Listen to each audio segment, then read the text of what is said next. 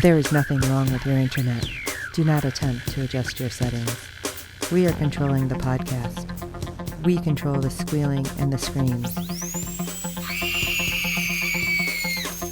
We can make your heart flutter, your eyes blur from tears, or sharpen your mind to crystal clarity. For the next hour, sit back. We are in control of what you hear. We repeat, there is nothing wrong with your settings. You are about to experience the awe and mystery known as the female mind. You are now entering the Fangirl Zone. Welcome to Sci-Fi Talk on the Fangirl Zone, a podcast where we discuss shows on the Sci-Fi Channel. I'm Steve. And I'm Shwan, Fangirl S, and today we're discussing episode 2 of season 1 of The Ark. Ooh, well, the insanity continues. It was a little stressful.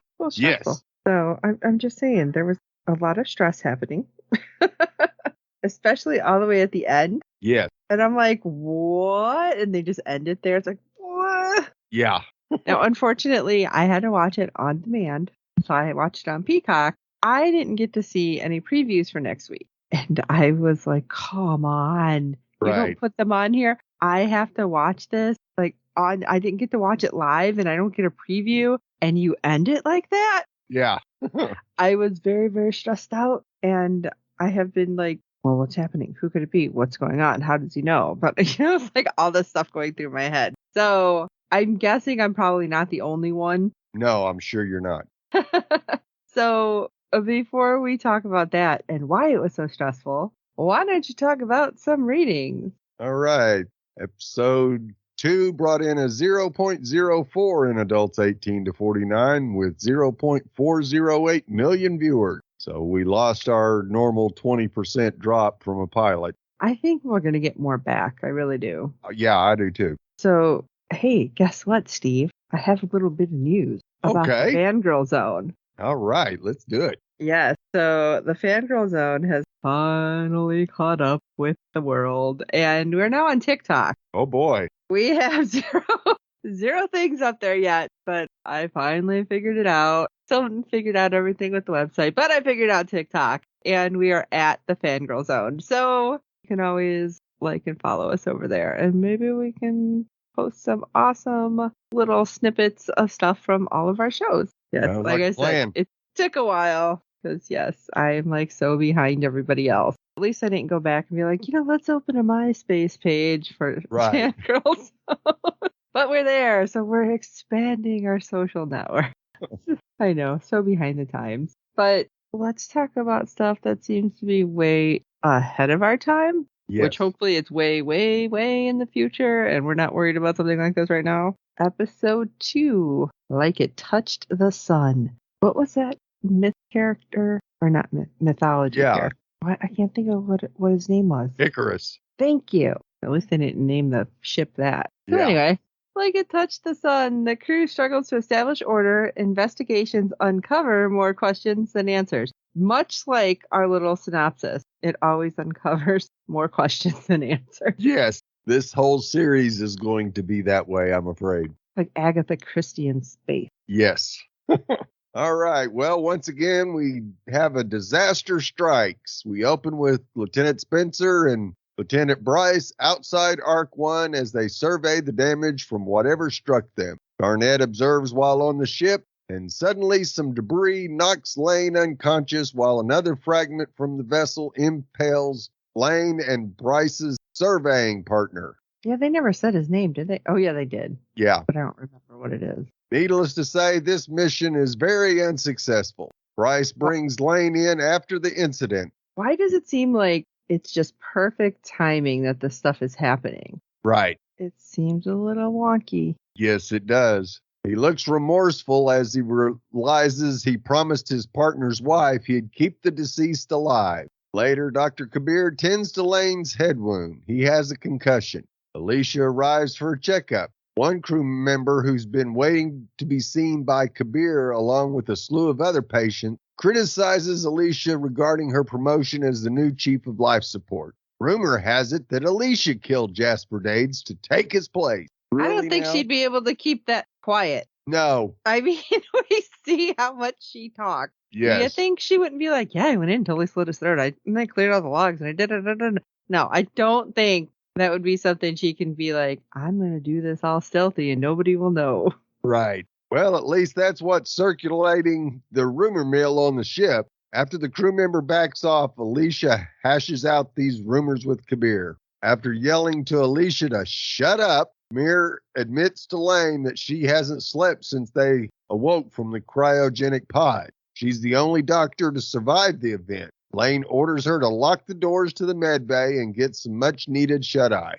Why, again, were all of the essential personnel in the same area? Yeah. Like, spread that out. That doesn't make sense. No, it doesn't. Next, Lane departs the med bay. Bryce catches up to him and asks how he's feeling. They reminisce about the crew member they lost while outside the ship. Apparently, Bryce set this guy up with his wife after our lieutenant dated her first. Well, of course he did. Awkward. Yeah. Apparently not too awkward, though. He was invited to the wedding. He just wasn't allowed to give a speech. Yeah, couldn't give a speech. So meanwhile, Alicia, who seemed very upset after she left the med bay, running around and runs into Baylor, who now has taken her former position in waste management. It's a bit of heavy flirting, I guess. It was kind of weird. It was very awkward. Yes, especially when they're chatting about urine and fecal matter. Baylor wants Alicia to show him the ins and outs of waste management if she's not too busy saving lives, or rather supporting them.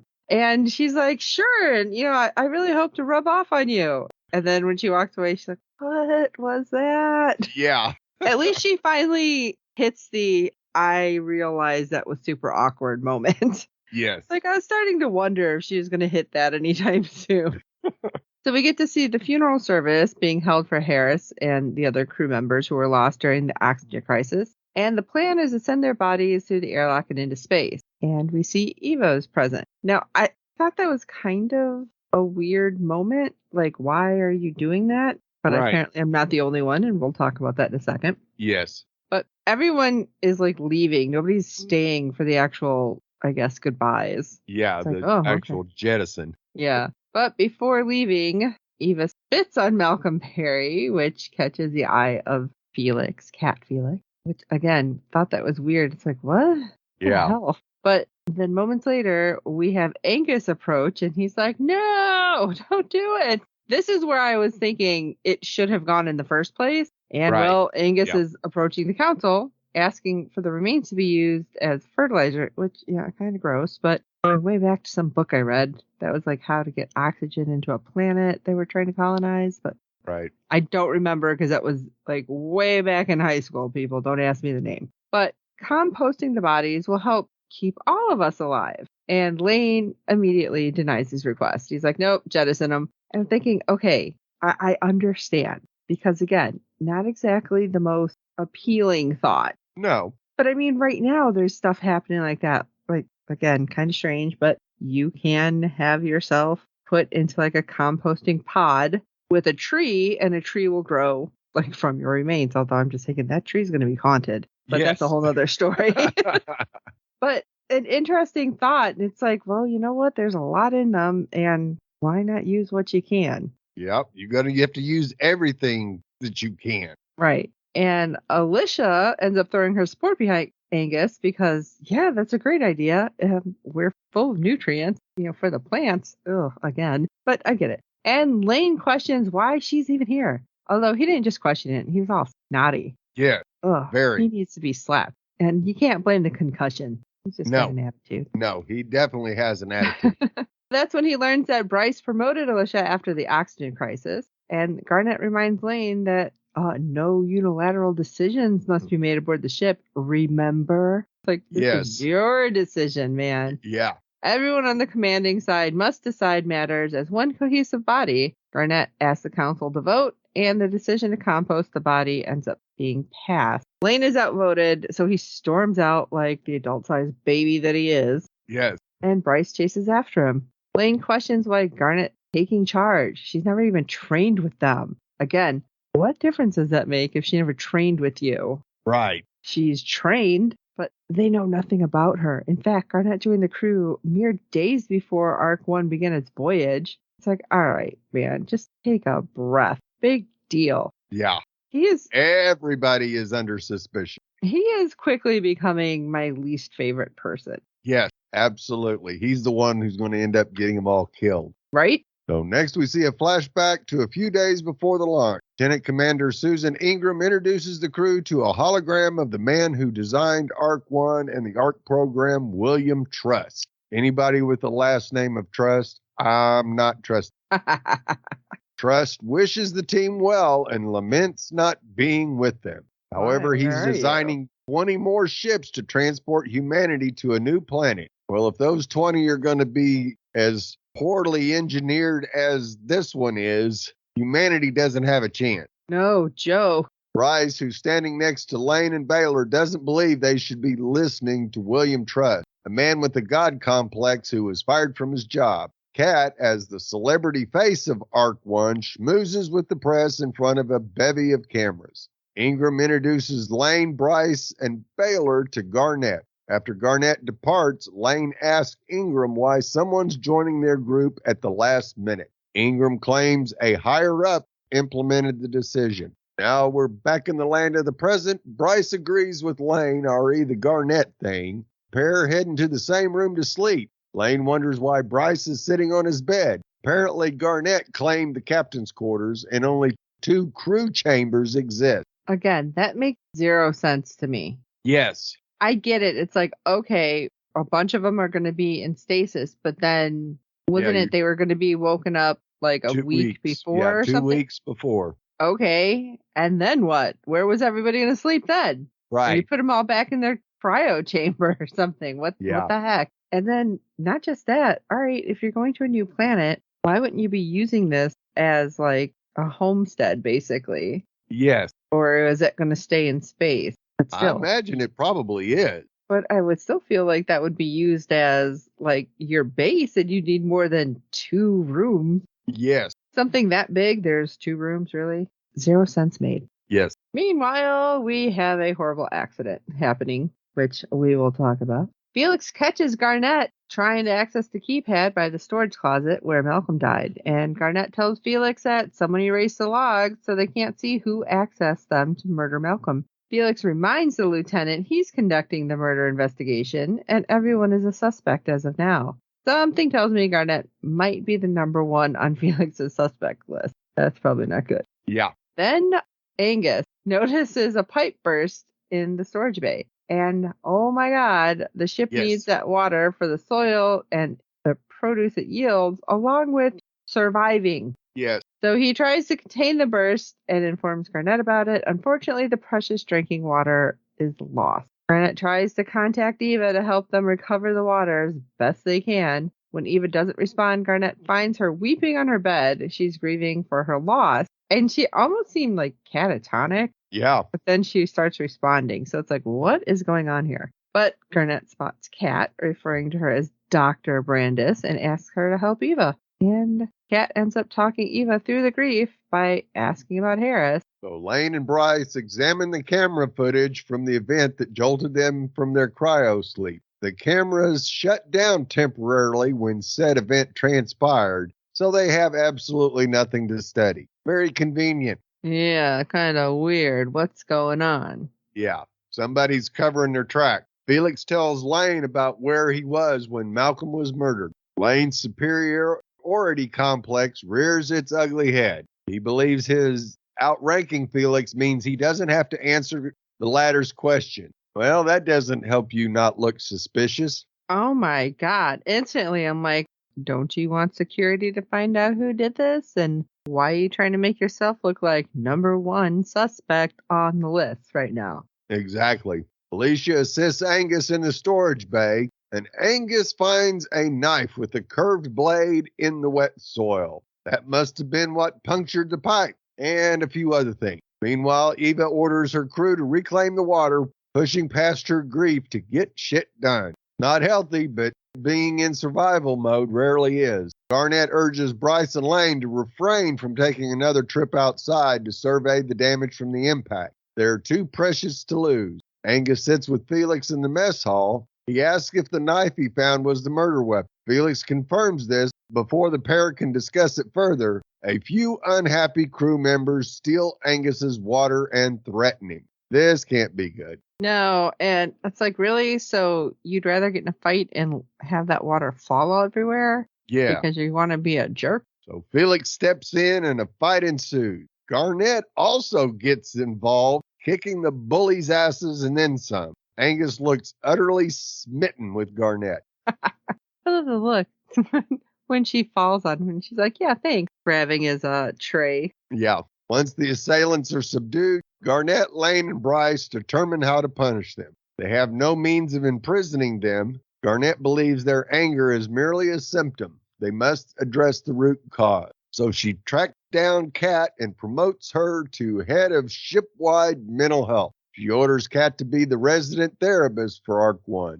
Yeah, apparently she was just like a TV doctor who wrote self-help books. So Yeah. it's like, is that an honorary doctor title? That's what I was starting to wonder. Yeah, absolutely it is. Otherwise, Garnett's sure there's a spot for Kat in waste management. So Kat reveals she doled out relationship advice. She's not qualified to be a therapist. However, she does as she is told.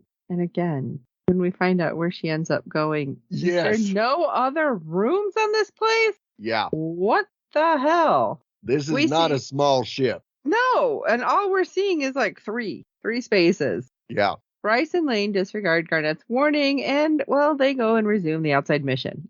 Sure, nothing bad could happen from this. no. This time, Bryce goes it alone. Bryce discovers a diamond-like substance in the gaping hole left from the impact. When he touches it, and he says something about, I'm going to see if, the structural integrity? Right, yeah. Sure, makes sense. Squeezes it dissolves in his hand and starts to eat away at his glove, exposing his fingertip to the spatial elements. Yeah, brilliant. At least this time, Lane's like, hurry back! What was it, like, tighten the wrist and just get back here? Yeah. So he's zipping back and coming in hot, as he said. Yeah, well, he could very well be coming in frozen for all we know. Yeah.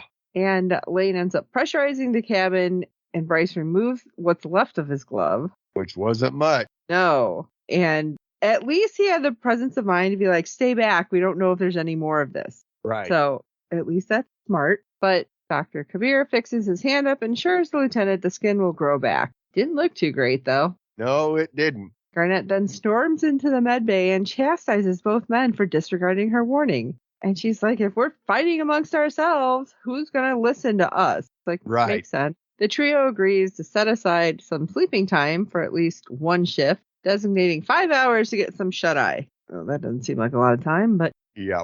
better than zero. For once, there's no bickering between the three of them. Who says no to sleep? Well, a toddler, but that's about it. Later, Bryce and Lane head into their room to find Kat making herself at home. Much to Bryce and Lane's dismay, Garnett promised Kat could use that room for her therapy sessions. I don't think she actually said that room. I think she just said use a room. Yeah. And she just picked that one. More than likely. But she's more than happy to tend to their needs simultaneously. It's like, all right, you're creeping me out, lady. Yes.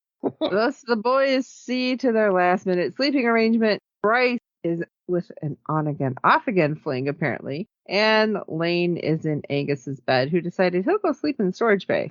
In the mud? I mean... Yeah.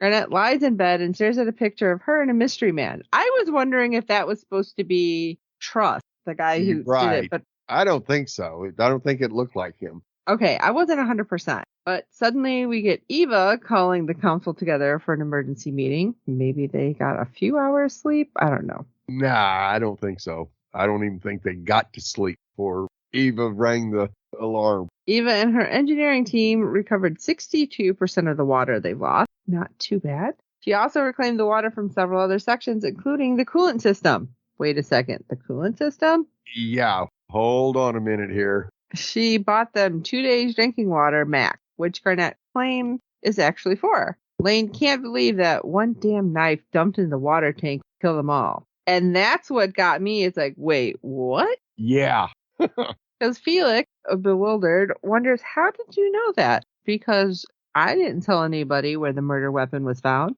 or dumped. Yeah. You just suddenly hear the dun, dun, dun. Yeah. Next thing we know, though, we hear something shut down. As it turns out, Eva shut down the engine coolant system. It was either run the engines and go, well, nowhere, or have a few extra days of drinking water. Okay, that's great, but we're dead in the water right now. Right. You aren't going anywhere. So I don't know if this is good. No. It was very, like I said, dramatic. Mostly with Felix saying about the weapon. It's like, Yes. how'd you know that? Yeah. Because we sure didn't see him talking to Felix about it anytime during the episode. That's for sure. Right. This is interesting. Yeah. And we did find out that the only people that had access was the 3 lieutenants. And one other person. Was it Felix? Yeah, probably. I forget what she said that quick. Right. But yeah, there was 4 people who had access. So interesting. Right. All around. Makes me wonder where we're going with this. Yes. Now would be a real good time to either run into an M-class planet or the Vulcans. Little crossover there. Yeah, just a little. Really starting to wonder what that stuff is, too. I mean, was that just kind of out there in space? Or what the heck is that? Well, I think that is probably something that, because Bryce noticed that it didn't look like it was an impact because there was a lot of burnt metal. So I'm assuming that, yeah, it was something interior that exploded. And when it did, it crystallized something inside. Just So from the I'm amount of heat. immediately thinking it's some kind of sabotage, but what if it was something that they were bringing along with them and something went wrong with the storage? Right. So, I mean, I guess it could go either way. But based on the previews that we got after the pilot, there's a lot of things that are like, that are coming up. Absolutely there is. I guess we wait and see. Yep. Well, we'd love to hear your thoughts on each and every episode this season. Our deadline for feedback is 6 p.m. Eastern every Friday during the season. You can send your feedback via email or audio to contact us at fangirlzone.com. Please review and rate us on iTunes and any other platforms you use for your podcast. With good ratings and reviews, it helps other fans of the show find us, as there are a lot of podcasts out there to search through to find us. Tell your friends and hope you're enjoying our podcast. And don't forget to check out the other great Fangirl Zone podcast. You can head over to www.fangirlzone.com and check out our contacts page with all the ways to get a hold of us. Like I said, we're new on TikTok. I have nothing up there yet, but hey, it's coming. And, we want to hear your thoughts. Like, who do you think did it? Or what do you think's happening? Is it a big conspiracy? Shall we pull out our tinfoil hats? I'm ready to talk about all of that. So for this episode of Sci-Fi Talk, I'm Steve. I'll do my best to rub off on you. and I'm Shwan Fangirl S. And until next time,